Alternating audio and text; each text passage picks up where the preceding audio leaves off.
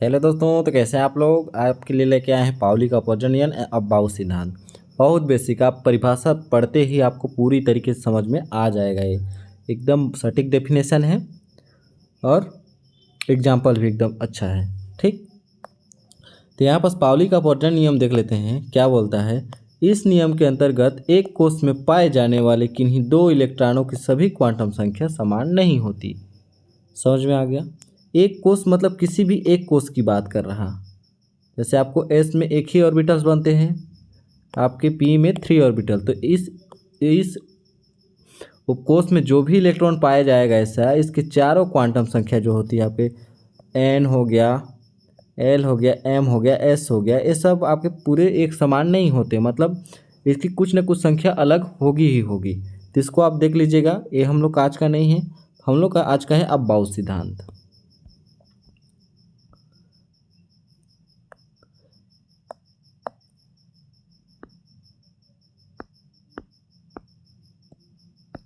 अब्बाऊ सिद्धांत जो है आपका, अब्बाऊ सिद्धांत मतलब अब्बाऊ के नाम से पड़ा था। अब्बाऊ ने एक संक्रमण धातु के स्थायित्व को प्रदर्शित करने के लिए एक विशेष प्रकार की इलेक्ट्रॉनिक विन्यास का निर्धारण किया।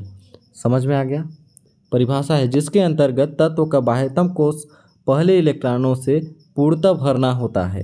ठीक, तथा इसके बाद आंतरिक कोषों में इलेक्ट्रॉन भरे जाते हैं। मतलब पहले आपके निम्न ऊर्जा स्तर वाले इलेक्ट्रॉन भरे जाएंगे, फिर उच्च ऊर्जा स्तर वाले। तो इसके लिए आपको क्या करना है, आपको कुछ नहीं करना है।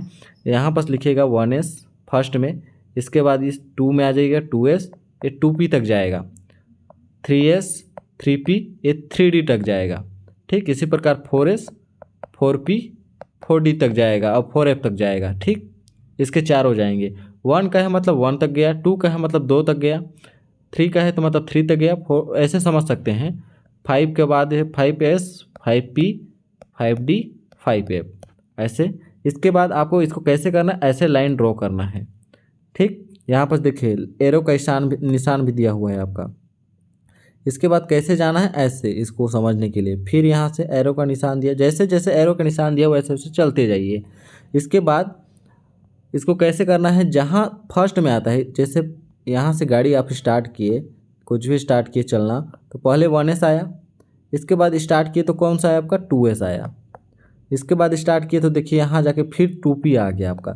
ऐसे करके इसको बढ़ाते जाइए और इलेक्ट्रॉनिक विन्यास जितना जितना, जैसे s में 2 इलेक्ट्रॉन भरे जाते हैं, p में आपके 6 इलेक्ट्रॉन मैक्सिमम भरे जाते हैं, d में आपके 10, f में 14। तो ऐसे करके आप इलेक्ट्रॉन भरते जाइए किसी का भी, इसके बाद इसका इलेक्ट्रॉनिक विन्यास निकलते जाएगा।